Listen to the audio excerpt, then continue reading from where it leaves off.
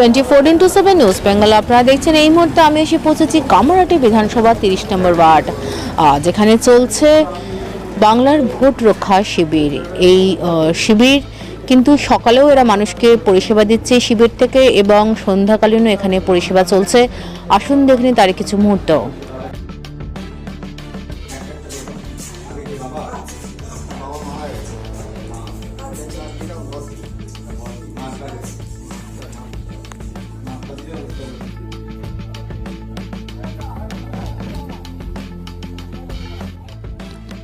বাংলার মুখ্যমন্ত্রী মমতা বন্দ্যোপাধ্যায়ের নির্দেশে এসআইআর সংক্রান্ত বিষয়ে রাজ্যবাসীকে সহায়তা করতে ওয়ার্ডে ওয়ার্ডে শুরু হচ্ছে তৃণমূলের পক্ষ থেকে বাংলার ভোট রক্ষা শিবির, যাতে এসআইআর-এ কোনো যোগ্য ভোটারের নাম বাদ না যায়।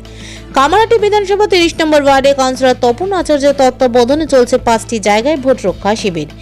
1 নম্বর রামকৃষ্ণপল্লী, অরুণোদয়পল্লী, 2 নম্বর রামকৃষ্ণপল্লী ওয়ার্ড অফিস ও নিউ কলোনিতে। প্রত্যহ সকাল 10টা থেকে 2টো পর্যন্ত, বিকেল 7টা থেকে রাত 10টা পর্যন্ত চলছে ভোট রক্ষা শিবির।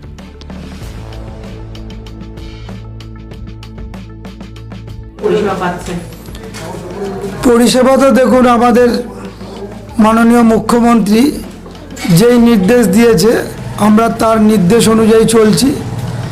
যেমন ধরুন, আমাদের ওয়ার্ডে 8টা পাড়া আছে, আমরা 8টা পাড়ায় 5টা ক্যাম্প করেছি।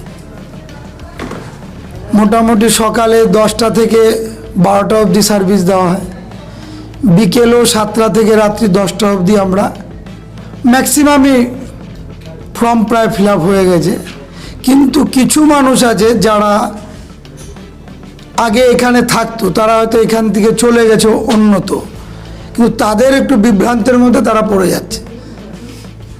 তাদের হয়তো 2000 সালে ভোটের নামটা এখানে ছিল, কিন্তু তারা সেই কাগজটা নেওয়ার জন্য কেউ সকালে আসছে, কেউ বিকেলে আসছে, যে আমরা যথাসাধ্য তাদের আমরা বের করে দিচ্ছি। কিন্তু সাধারণ মানুষ একটা বিভীষিকার মধ্যে পড়ে গেছে যে এসআইআরটা কি এখনো সবাই বুঝতে পারছে না, এটা খাবে না মাথায় দেবে না কি করবে, সাধারণ মানুষ এটা বুঝতে পারছে না। আর যদি এসআইআর করতো, এই সময় না করে আরো আগের থেকে চালু করতে পারতো। রাত পোহালে 2026-এ ইলেকশন, আর এই সময় মানুষকে একটা কাজকর্ম বন্ধ করে কে কোথার থেকে দৌড়ে আসছে, আমি ফর্মটা কখন পাবো, কখন নেব, কখন ফিল আপ করবো, কী করবো, এরকম একটা ইসের মধ্যে আছে। কিন্তু আমরা যথাসাধ্য দেখুন চেষ্টা করছি। আমরা চাইছি প্রত্যেক মানুষ যারা ভোট দিয়েছেন তাদের ভোট যেন বাদ না যায়।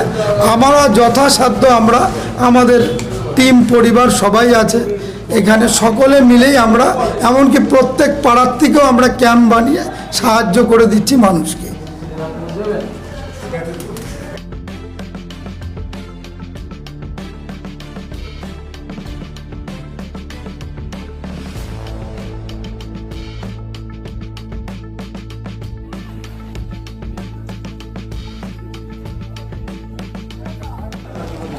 "24x7 নিউজ বেঙ্গলের সঙ্গে থাকুন, সাথে থাকুন, দেখতে থাকুন সব খবরের জন্য চোখ রাখুন আমাদের চ্যানেলে।